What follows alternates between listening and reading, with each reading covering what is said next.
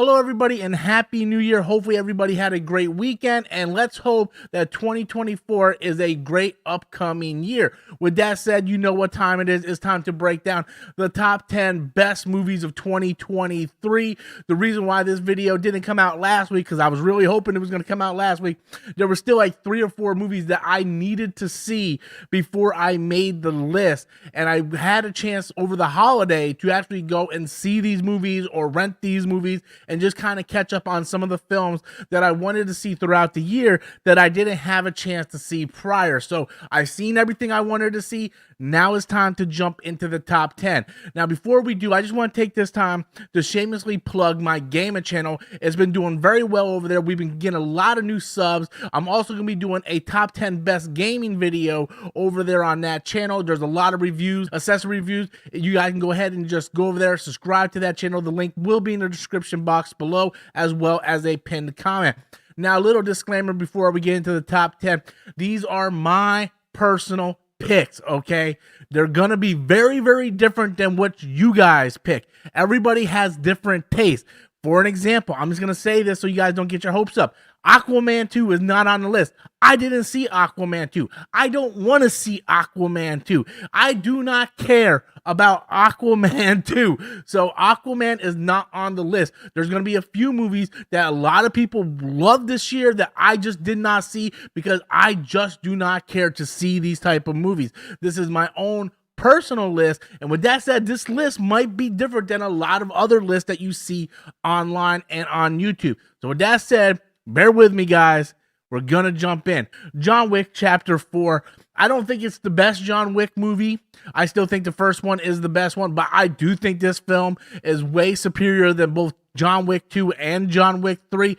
It was balls to the wall. It was crazy. It was everything you want from a John Wick film. Yes, it does get a little unbelievable in times, but at this point, if you actually think like these movies were believable to begin with, then you're kind of crazy anyway. But anyway, John Wick 4 comes in, just barely making the top 10, to be honest with you. Number 9 is Rebel Moon. Look, I enjoyed Rebel Moon. I absolutely enjoyed that movie, maybe more than I thought I was going to enjoy.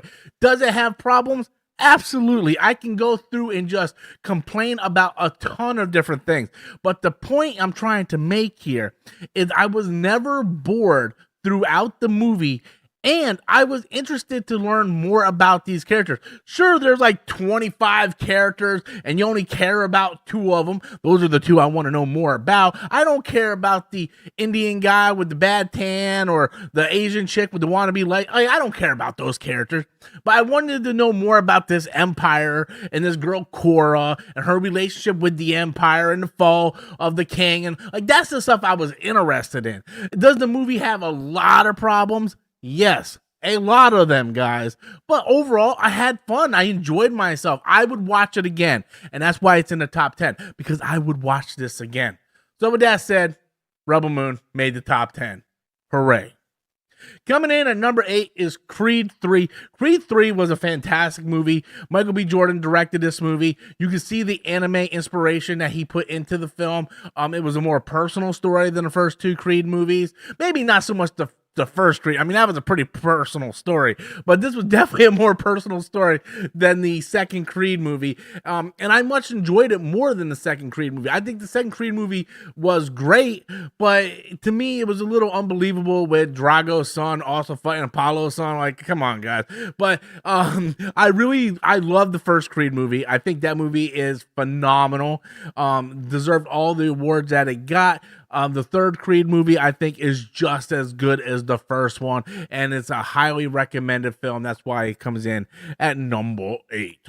Coming in at number 7, due to Mario. Super Mario Brothers, man. I loved the hell out of this movie. I think this might be the best video game movie of all time.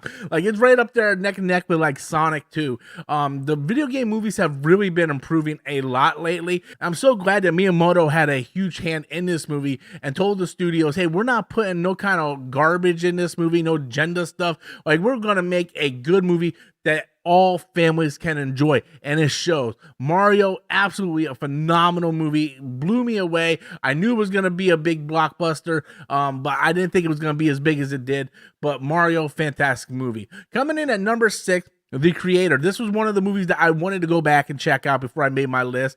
It was a movie that I wasn't able to see in theaters, directed by Gareth Edwards. And you know what? I really enjoyed this movie. I think it was a little long, but I liked the story that they told. I liked the whole because you can really kind of like see how things are progressing now in the real world with AI and how AI is getting out of hand. We had so many movies about like AI taking over and robots taking over. This is just another one of those movies, but I think the visual effects look fantastic. I think the acting looks fantastic. I don't think it's like the best movie of the year, but I thought it was a very high quality movie by Gareth Edwards. It has a lot of scope. It gets you thinking about where our future is going. And I thought overall the movie was pretty damn good. So that's why it comes in at number 6.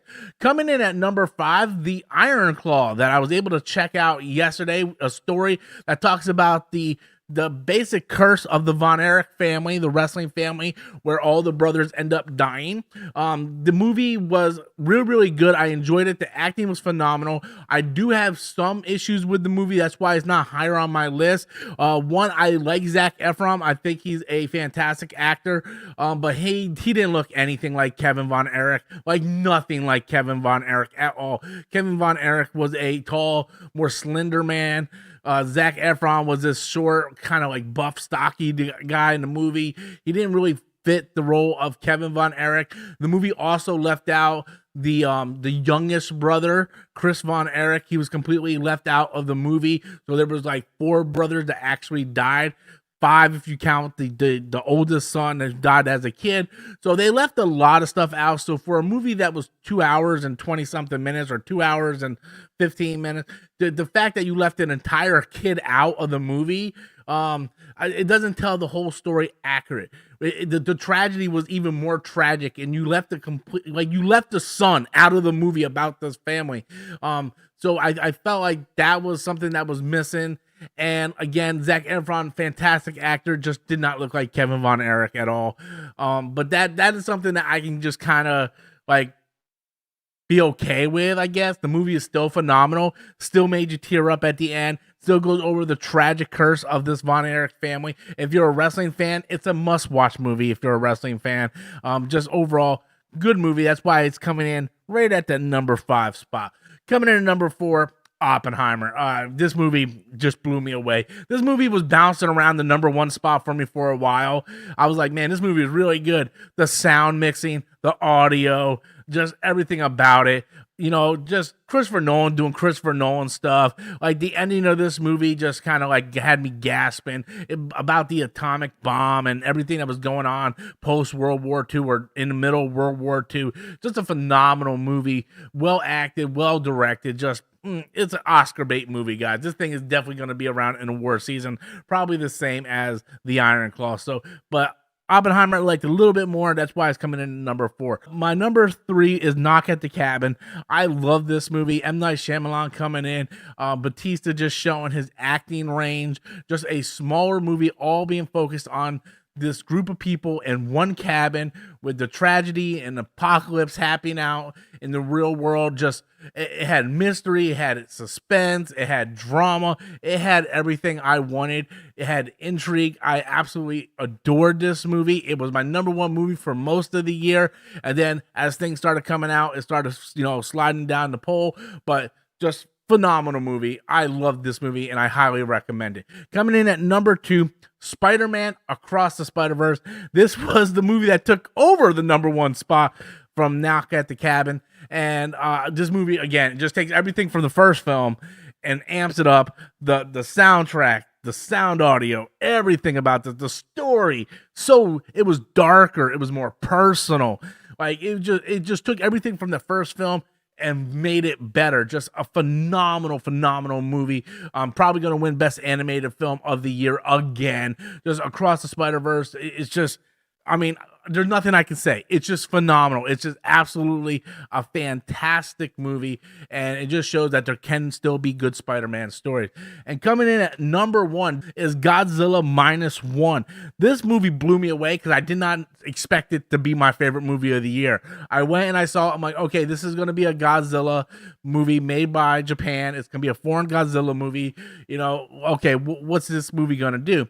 And man, the story just blew me away. Just absolutely blew me away about this pilot who is still in the war, you know, dealing with the aftermath of World War II, being a kamikaze pilot who ran from his duties, fighting with his inner demons, and just having to kind of relive that war every single day. And in the midst of all that, you have a giant Godzilla monster tearing down the city, and you're dealing with that, and you're dealing with your inner demons, and you're dealing with this family that you found.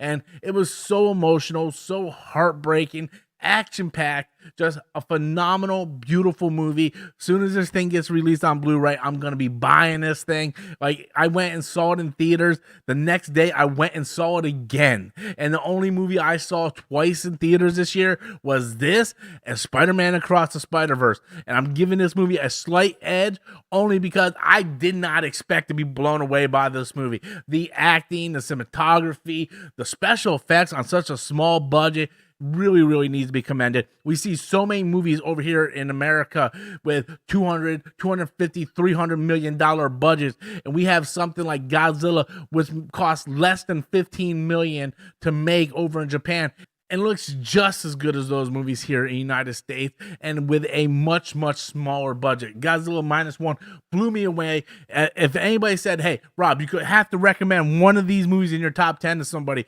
I highly recommend Godzilla Minus One. That's the one I recommend everybody go see and watch when it comes out on Blu-ray, because it's a phenomenal movie. So anyway, guys, thank you so much for watching. That's my top 10 list. I know that nobody's going to agree with me, but that's okay. You guys put your top 10 lists in the comment box below. Smash that like and subscribe button. Go over there, subscribe to my gaming channel. The link is in the description box below, as well as the pinned comment. Thank you guys for watching. Appreciate each and every one of you. Until next time, as always, I am Robert Storms, and that's my opinion.